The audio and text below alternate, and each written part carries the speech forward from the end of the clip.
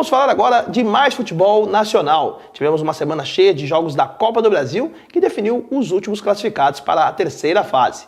Vale lembrar que os times que estão na Libertadores vão entrar em agosto nas oitavas de finais da Copa do Brasil, essa nova Copa do Brasil que vai até o mês de novembro. Giro de gols da Copa do Brasil. O Flamengo chegou a levar um susto e teve de suar, mas venceu o Campinense pelo mesmo placar do jogo de ida, 2-1, em Juiz de Fora, e garantiu a classificação na Copa do Brasil. Na terceira fase da competição, o time rubro-negro enfrenta o Asa de Arapiraca de Alagoas. Ajeitou, puxou para a esquerda, Elias. Agora faz o passe na tabela. Olha o Elias, vai marcar um golaço. Gol! Bonito na saída do Pantera em fazer. 2 para o Flamengo, 1 para o Campinense. Golaço. Já o Internacional não fez uma das suas melhores partidas, mas venceu o tricampeão pernambucano Santa Cruz por 2-0 e agora está na terceira fase. No Estádio Centenário, em Caxias do Sul, os pernambucanos até assustaram, mas o Inter conseguiu garantir a vitória. Depois de um empate por 0-0 na ida, o Inter necessitava da vitória para não dar adeus à competição. Anderson Pedra por ali, sobra do Josimar, Caio, girou!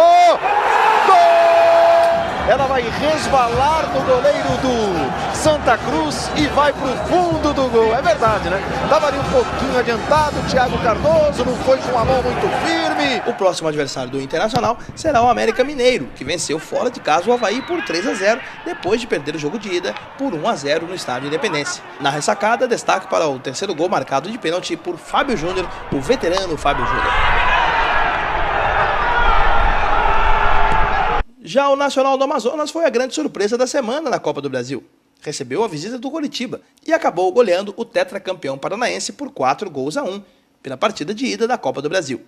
Os gols da equipe amazonense foram de Danilo Rios, Wesley Bigu, Danilo Santos e Amaral. Geraldo fez o único gol paranaense. Agora na volta o Coritiba precisará vencer por 3-0 ou por 4 gols de diferença para enfrentar a Ponte Preta, que eliminou o Bragantino.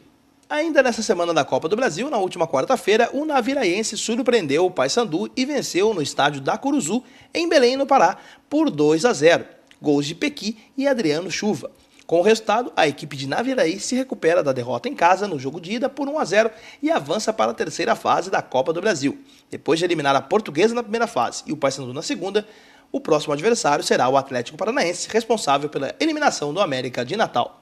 Já o Bahia venceu o Luverdense por 1-0 na Arena Fonte Nova, mas acabou eliminado na segunda fase da Copa do Brasil.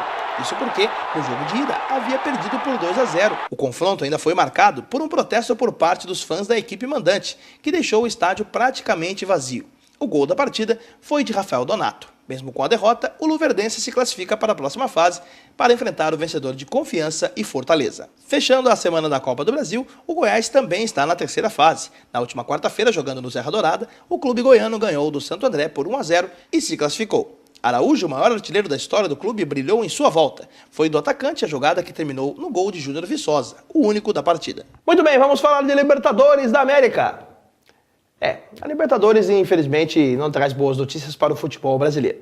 Mas antes de falarmos das eliminações, vamos falar dos classificados. Aí nós tivemos os adversários de Fluminense e Real Garcilaso sendo conhecidos e você confere agora. O Vélez Sarsfield tinha dado um passo importante ao bater o Newell's Old Boys por 1-0 fora de casa no jogo de ida das oitavas da Libertadores. Porém, a equipe viu sua vantagem acabar com uma derrota por 2-1 na última quarta-feira em pleno estádio José Amalfitani e acabou sendo eliminada da competição pelos gols que o Newell's marcou fora de casa. Já o Olímpia está classificado para as quartas da Libertadores. A equipe paraguaia venceu o Tigre por 2-0 na última quinta-feira em casa no estádio Defensor del Chaco. E agora encara o Fluminense na próxima fase da competição. Os jogos das quartas entre Olímpia e Fluminense estão marcados para os dias 22 e 29 de maio. E nessa semana, como eu falei agora há pouco, o destaque da semana são as eliminações de Palmeiras e Corinthians. Nada como um dia após o outro. Veja. Fiel à tradição, aonde a vaca vai, o boi vai atrás, o trio de ferro paulista virou latão enferrujado nas oitavas de final da Libertadores. Mesmo com uma postura mais ousada, confiando no toque de bola do seu meio de campo, o Palmeiras esbarrou em suas próprias limitações e não conseguiu aproveitar a festa armada por sua torcida para fazer valer o mando de campo. Perdeu por 2-1 para o Tijuana do México em pleno Pacaembu na última terça-feira. O bando de loucos completou a trinca de ouro falsificado após a eliminação de São Paulo e Palmeiras. Vai, Corinthians, para frente da TV ao lado dos co-irmãos.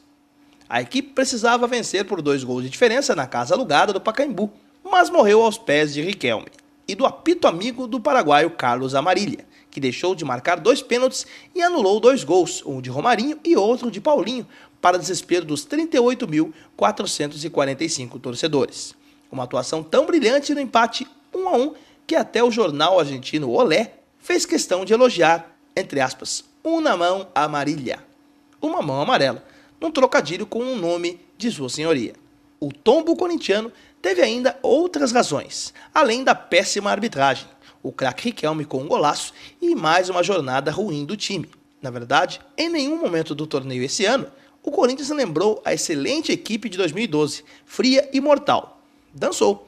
O Boca agora vai encarar o Newell's nas quartas de finais da Libertadores da América. Já na quinta-feira, em uma partida fraca tecnicamente, o Grêmio conseguiu segurar o Independente Santa Fé quase até o fim do jogo, quando sofreu um gol e perdeu por 1-0 na última quinta-feira no estádio El Campín, em Bogotá, e acabou eliminado da Copa Libertadores. No duelo de ida, o time gaúcho havia vencido por 2-1, mas acabou eliminado por ter feito menos gols fora de casa.